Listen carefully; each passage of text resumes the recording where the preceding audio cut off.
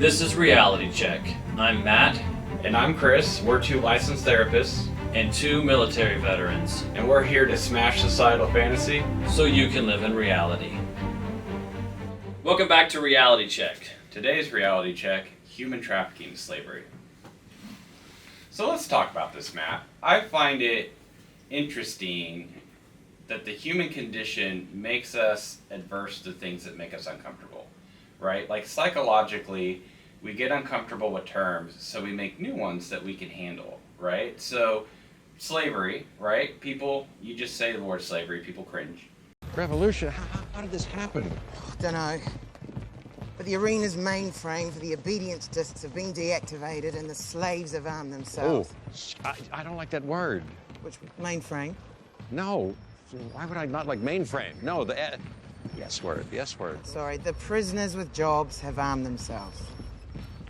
Okay, that's better. And now, over time, they're like, well, look, slavery's still going on today. There are more slaves now than there were in past millennia. So people can't handle that. People don't like that there's slaves out in the world. Even in the United States, there are so many slaves in the United States. How do you cope with that? You change the word. So now it's human trafficking. Oh, there's so much human trafficking, X amount of human trafficking. People can handle that because people honestly don't even know what the word human trafficking means most of the time. And it can mean a lot of things. I've seen people be convicted of human trafficking because they helped a cousin across the border from Mexico. Mm-hmm. And I've seen people convicted of human trafficking for basically buying sex slaves. Mm-hmm. And why do we have the same word for all those? I don't know. But we do have to understand the reality of mm-hmm. slavery. And when you wrap your head around the fact that there are more slaves today, right, in this country than there's ever been in the entire history, mm-hmm. that's a thought that people can't handle. Right. And so yes, we say human trafficking, mm-hmm. but it's actual slavery. And what happens is, doing what we do, we see people come in who have actually been slaves. Mm-hmm. I worked with a woman years ago who grew up in a essentially a ring, and she was mm-hmm. sexually abused and physically abused and trained with a shock stick and all kinds of things. And she grew up right here in the U.S. I worked with a young boy who, at 2 years old, was chained to a toilet, fed dog food, mm-hmm. and people would bid on chances to go in there and have their way with him. Mm-hmm. This is actually happening, right? And it's happening right under our noses. Yeah. Well, think even about like major corporations that are comfortable working with slave traders. Like we showed you earlier today, we showed you a clip from Thor Ragnarok about, Jeff Goldblum wasn't comfortable with the term slave. But think about Disney.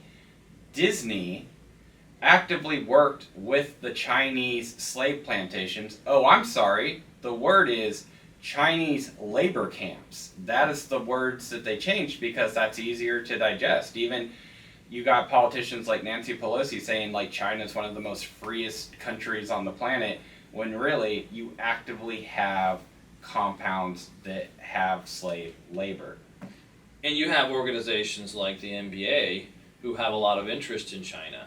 Mm-hmm. And I don't think it's in the NBA's interest to expose China for what they really are. Right. So if you follow money and you follow power, then you see, oh, we have to kind of mute this thing over here, or we have to change the wording so it sounds okay and say ridiculous things like they're one of the freest nations mm-hmm. on earth. No. When China has a social credit system, if you are seen in the wrong place supporting the wrong political idea, you can be denied the right to buy a car or to get a job with the government, and you call that free. Now, that's the real power. Like, you know me, like I have a dislike for sports, but it's ironic that individuals like Colin Kaepernick and LeBron James literally liken themselves to slaves from 200 years ago, slaves in the American colonies, when they have no problem getting their millions and millions of dollars from China and using slave labor to put their names on jerseys, put their names and colors on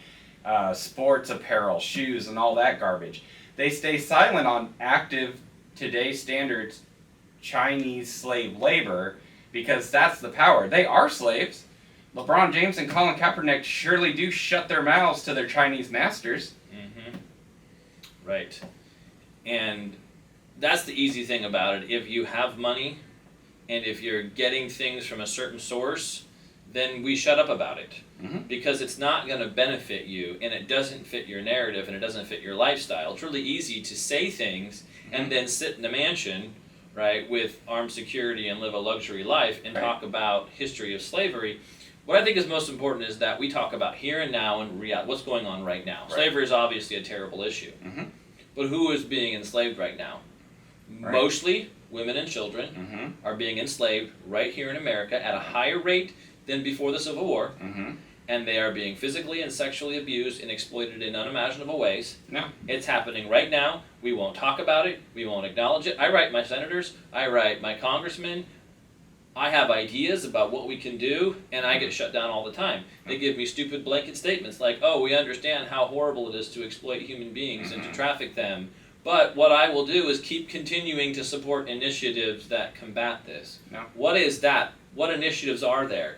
Tell me, because what I've seen is that someone like Tim Ballard has to create an organization, Operation Underground Railroad, to fight this from a civilian's perspective. He has to go out and form his own private company and get private money from people like me who will donate and get private volunteers to go fight these people because the government won't do a thing about it.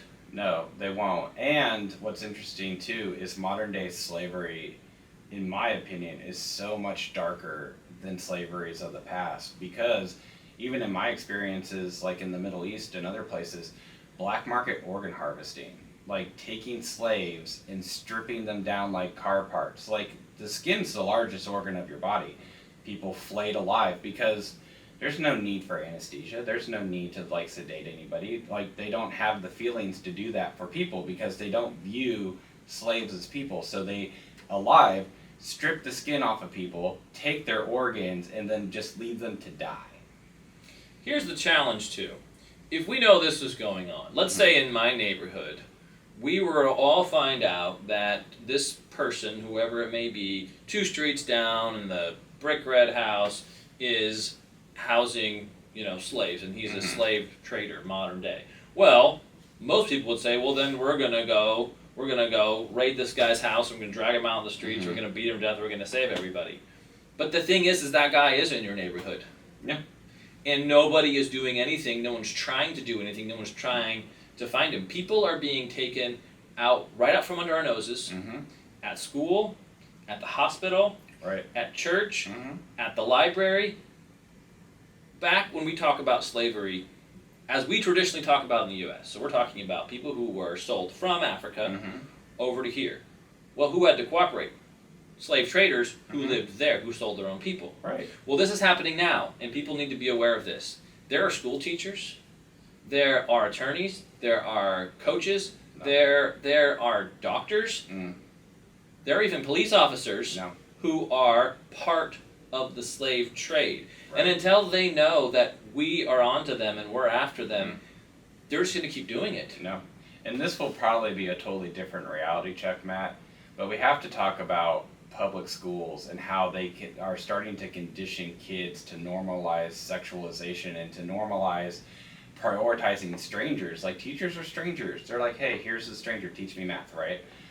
They're trying to gain this intimacy and this validation to pull kids away from parents in order to do things like normalize sexualization, normalize going off with them, normalize taking their side over their parents' side, and when they get that comfortable, kids start disappearing. Right. So at best, that marginalizes parents and creates an unhealthy environment, an inappropriate environment, in my mind, for teaching kids about sexuality. And at worst, as you're saying, it can be used as grooming and prepping so that you can take kids, and it happens all the time. So to sum this up, the reality check is that human trafficking is slavery. It is real. It is happening now in your neighborhood, in your school. Let's take the wool off our eyes, and let's band together and let's fight this, or it's going to keep happening, and it's going to be your child or your grandchild or your niece or your nephew next. Don't spend a single second being complacent and being comfortable with words that make you feel better about yourself.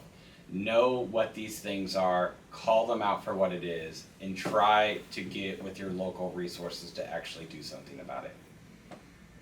See you next time. Thank you for tuning in to Reality Check. Please like, share, subscribe, and comment below. And if you know anyone else that could use a reality check, share the link. See you next time.